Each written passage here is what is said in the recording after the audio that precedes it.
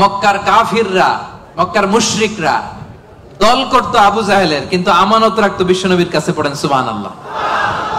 অবাক করো না ঘটনা?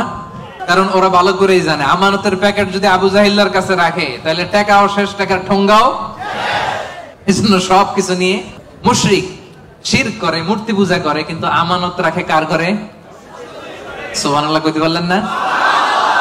বিশ্বনবী যে রাতে হিজরতে যাবেন, ওই রাতে বিশ্বনবীর খাটে বিশ্বনবী মেয়ের জামাই আলী রাদিয়াল্লাহু তাআলা আনহু শোয়ায় গেছিলেন। কারণ তিনি বলেছিলেন, আলী, আমি তো আবু বকরকে নিয়ে আজ রাতে মক্কা থেকে মদিনায় হিজরতে যাব, আমার ঘর ভর্তি ডিপোজিটের মালামাল, মানে আমানতের মালামাল, এগুলো দিবা। মক্কার প্রত্যেকটা লোকের হাতে পাই টু পাই বুঝিয়ে তারপরে তুমি হিজরতে যাবা।